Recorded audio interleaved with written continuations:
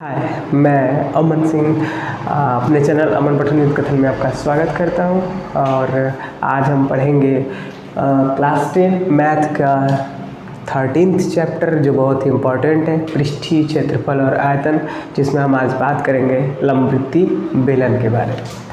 लंबवृत्तीय बेलन आपने अपने घरों में गैस सिलेंडर बेलन जिससे रोटी बेलते हैं, या फिर मेरे हाथ में ये जो मार्कर है ये भी एक बेलन ही है अगर देखा जाए तो उस बेलन का क्षेत्रफल या उसका आयतन, उसकी वक्रपृष्ठीय क्षेत्रफल, उसका कुल क्षेत्रफल और उसका आयतन हम कैसे निकालते हैं उसके बारे में हम पहले पता करेंगे। पहले तो हम ये देखेंगे कि फार्मूला बनता कैसे है।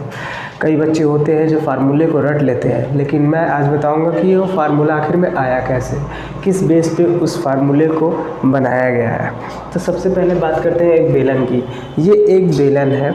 इस बेलन के ऊपरी सिरे पे ये देखिए एक वृत्त है और इसके निचले सिरे पे वृत्त है, और ये जो है एक हाइट है इसकी h, जो कि मैंने इसको अपने व्हाइट बोर्ड पे बनाया है। ये ऊपर का एक सर्कल, ये एक नीचे का सर्कल, और ये जो है ये हाइट हो जाएगी। और उस सर्कल का जो सेंटर से जो उसके कॉर्नर तक जो डिस्टेंस है वो r है, वो त्रिज्या है। और अगर इसी डिस्टेंस को हम इसके एक सिरे से दूसरे सिरे तक मिला दें तो ये डायमीटर या व्यास बन जाता है।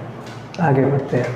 वक्र पृष्ठीय क्षेत्रफल। अगर कोई कहे आपसे कि लंबवृत्तीय बेलन का वक्र पृष्ठीय क्षेत्रफल क्या होता है, तो उसके लिए वक्र का मतलब कर्व, तो उस कर्व, ठीक है, वक्र पृष्ठीय मतलब उस कर्व का क्षेत्रफल कितना होगा। तो कर्व मतलब कि अगर एक बेलन को हमें बनाना है, तो उस बेलन को बनाने के लिए हमें इसके पूरे ये सरफेस जो है इसका एरिया, ओके, इसका एरिया, और ऊपर से जो जो सर्कल हमें बनाने हैं उसका एरिया को क्या करेंगे, हम मल्टीप्लाई कर देंगे तो हमें मिल जाएगा। तो कहने का मतलब ये है कि अगर हम ऐसे इसको देखें तो ये 2 पाई r ये वक्र पृष्ठीय, और उसके पास से इसका जो h है, इस h को अगर इस 2 पाई r में मल्टीप्लाई कर दें तो हमें इसके वक्र पृष्ठीय क्षेत्रफल को पता चल जाएगा।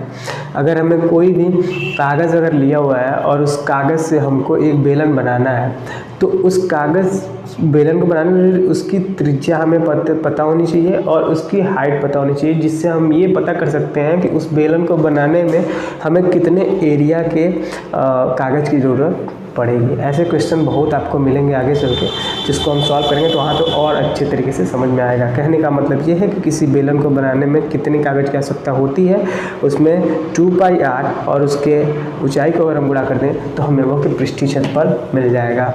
अब बात करते हैं संपूर्ण पृष्ठीय क्षेत्रफल की। संपूर्ण पृष्ठीय क्षेत्रफल का मतलब कि अब कितने पृष्ठ होते हैं, कितने सरफेस होते हैं एक बेलन में। तो एक सरफेस ये हो जाएगा, और एक सरफेस ये हो जाएगा, और एक सरफेस जो है ये हाइट वाला हो जाएगा, ठीक। तो क्या करेंगे पहले कि अब इसको अगर हम लेते हैं तो ये 2 पाई r ये हो जाएगा, ठीक, और इसको हम लेते हैं तो ये 2 पाई r, ठीक है, और ये जो होगा वो h हो जाएगा, ठीक है। तो हमें बनाने के लिए ज़रूरत अगर होगा तो देखिए, इस मतलब कि अगर हमें एक बेलन बनाना है संपूर्ण पृष्ठीय क्षेत्रफल वाला, तो इस वृत्त का एरिया और इस वृत्त का एरिया, और साथ में उस वक्रपृष्ठ को, उस वक्रपृष्ठ का मतलब ये, ठीक है, तो 2 पाई r और ये जो होगा ये h। इसके वक्रपृष्ठ को बनाने में अभी कुछ देर पहले हम लोगों ने वक्रपृष्ठ पढ़ा था, तो उस वक्रपृष्ठ को बनाने के लिए मैंने क्या बोला था, हमें इसकी वक्रपृष्ठ का मतलब ये होगा कि उसका कर्व एरिया बनाने में हमें कितना चीज़ लगेगा। हमें इससे मतलब नहीं था, यहाँ भी हमें इससे मतलब नहीं है। कर्व एरिया बनाने में, कर्व का मतलब ये वृत्त बनेगा तो ये 2 पाई r हो जाएगा, और कितना लंबा बनेगा वो h हो जाएगा, तो 2 पाई r और इंटू h। और अगर संपूर्ण पृष्ठीय क्षेत्रफल निकालेंगे तो उसमें हमारा ये भी सर्कल का एरिया और ये भी सर्कल का एरिया भी जुड़ेगा। वक्र पृष्ठीय क्षेत्रफल तो 2 पाई r हो जाएगा ये पूरी परिधि, और उसके बाद से उसका h 2 पाई r इंटू h। और अगर हम उसके मतलब दोनों सरफेस को, इसको और अगर इसको भी जोड़ेंगे तो वो संपूर्ण पृष्ठीय क्षेत्रफल हो जाएगा। तो कहने का मतलब ये है कि उसमें हम वक्र पृष्ठीय क्षेत्रफल और उसमें वृत्त के क्षेत्रफल, मतलब दो वृत्त बनते हैं तो 2πr² को जोड़ देंगे और यहाँ से हमें 2πr कॉमन मिल जाएगा तो h+r। इसीलिए इसका जो फार्मूला होता है 2πr h+r होता है। अब आते हैं बेलन के आयतन की तरफ। आयतन का मतलब क्या होता है कि ये अगर मान लीजिए एक बेलन है और उसमें हम कितना पानी उसमें हम फिलअप कर सकते हैं या फिर वो उसका वॉल्यूम कितना है, तो उस वॉल्यूम को निकालने के लिए हम क्या करेंगे, जितना ज़्यादा ये चौड़ा उसकी त्रिज्या होगी उतना ही वो पानी उसमें कवर कर सकता है, उतनी पानी को वो क्या कर सकता है, अपने एडजस्टमेंट कर सकता है। तो इसका क्षेत्रफल πr² और h वो अपने क्षेत्रफल, मतलब वो अपने वृत्त का जितना त्रिज्या होगा, जितनी व्यास का वो बेलन होगा या जो भी टंकी होती है वो होगी, और जितनी उसकी ऊंचाई होगी उतना ही पानी वो क्या कर सकेगा, अपने अंदर एडजस्ट कर सकेगा। तो इसका मतलब कि इस πr² और इस h को अगर हम गुणा कर दें तो हमें बेलन का आयतन मिल जाएगा। आई थिंक आप लोग समझ गए होंगे। और ये फार्मूला मैंने सामने लिखा हुआ है। वक्र पृष्ठीय क्षेत्रफल का मतलब कि ये हुआ कि सिर्फ इसके वक्र से रिलेटेड। तो इसका वक्र किसकी वजह से बन रहा है यार, एक वृत्त बन रहा है ना, तो वृत्त बन रहा है, तो इस वृत्त बन रहा है तो वृत्त की परिधि 2πr होती है और उसके बाद से h लेंथ का बेलन बनाओगे। हमको इससे मतलब नहीं है वक्र पृष्ठ का मतलब सिर्फ कर्व एरिया को लेंगे और उसके हाइट को लेंगे।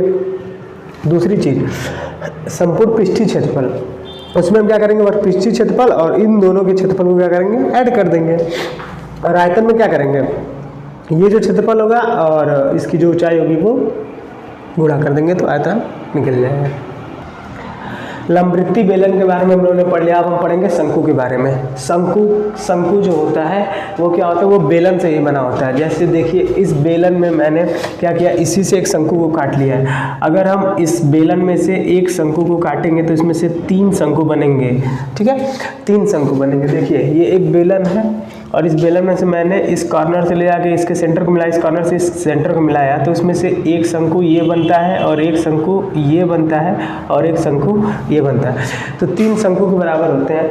अब इनका शंकु का जो वक्र पृष्ठीय क्षेत्रफल होता है उसे हमें याद रखना है, πr वर्ग मणोत्तरक। तिरछी ऊंचाई जो होती है वो क्या होती है, h² + l² के बराबर होती है। और शंकु का जो आयतन होता है वो क्या होता है, 1/3 πr² h होता है। अब देखिए इसमें जो l जो होती है वो क्या होती है, इसकी तिरछी ऊंचाई होती है। तिरछी ऊंचाई का मतलब ये स्लाइट जो स्लोप वाली जो होती है उसको हम L बोलते हैं। और इसके अगर हम वर्टिकल मतलब कि अगर हम परपेंडिकुलर इसके हाइट को लेते हैं तो उसको हम H बोलते हैं। और इसके सेंटर से इसके एक सिरे तक जो दूरी होती है उसको हम रेडियस बोलते हैं। और अगर इसके एक सिरे से दूसरे सिरे को मिला दिया जाए तो ये जो होता है वो D होता है। अब इसमें इसका जो वक्र पृष्ठीय क्षेत्रफल जो होता है वो होता है πrl के बराबर। इसकी जो तिरछी ऊंचाई होती है, तिरछी ऊंचाई को भी निकालने का फार्मूला आता है h² + r²। और शंकु का आयतन का मतलब कि इसके बीच में कितने स्पेस है उसको हम बोलते हैं आयतन। तो उस स्पेस को निकालने के 1/3 πr²h, जिसको हम मापते हैं घन मात्रक में। संपूर्ण पृष्ठीय क्षेत्रफल का मतलब उसका वक्र पृष्ठीय क्षेत्रफल और उसके आधार का क्षेत्रफल जो है उसको अगर हम ऐड कर दें तो हमें संपूर्ण पृष्ठीय क्षेत्रफल मिल जाएगा। अब हम इस पे एक उदाहरण करेंगे तो क्लियर हो जाएगा। अब हम इससे रिलेटेड क्वेश्चन करते हैं जिसमें बेलन और शंकु दोनों का मिक्सअप क्वेश्चन है जो 10th आई थिंक ये 6, 7, 8, 9, 10 हर एक बुक में मेंसुरेशन के नाम से 6, 7, 8 तक है और 9, 10th में इसका नाम पृष्ठीय क्षेत्रफल और आयतन हो चुका है। तो आई थिंक मैं ये सोच रहा हूँ कि सब इससे रिलेट कर सके, हर एक कक्षा के विद्यार्थी से रिलेट कर सके, इसलिए थोड़ा डीप जाके मैं बता रहा हूँ। तो आते हैं हम क्वेश्चन पे। एक सर्कस का तंबू बेलनाकार है। सबसे पहली बात कि अगर आपको फिगर बना लेंगे तो आप 50% जो क्वेश्चन है इसको सॉल्व कर सकते हैं। तो एक सर्कस है जिसका तंबू जो है वो बेलनाकार है, तो कहने का मतलब कि बेलनाकार बनाइए एक, ठीक है। इससे जो तंबू है वो कैसा है, बेलनाकार है, बेलन बना लिया। जिसकी ऊंचाई जो है वो 4 मीटर है, मतलब कि उसकी जो ऊंचाई दी हुई है वो कितनी दी हुई है, 4 मीटर दी हुई है। और ऊंचाई का मतलब क्या हुआ, h, h बराबर 4 मीटर दिया हुआ है कह रहा है। और इसके ऊपर से शंक्वाकार है। शंक्वाकार का मतलब क्या हुआ, इसके ऊपर एक शंकु रखा गया है, एक ऐसा कुछ ऐसा शंकु रखा गया है और इसकी जो तिरछी ऊंचाई जो है वो 40 मीटर है। तिरछी ऊंचाई का मतलब मैंने अभी कुछ देर पहले ही बताया तिरछी ऊंचाई क्या होती है, 40 मीटर है। और इसका मतलब ये L की वैल्यू दी गई है और बोल रहा है कि साथ साथ में इसका बोल रहा है इसका व्यास जो है वो 105 मीटर है। मतलब कि इसका व्यास जो है वो कितना दिया हुआ है, D बराबर दिया हुआ है 105 मीटर।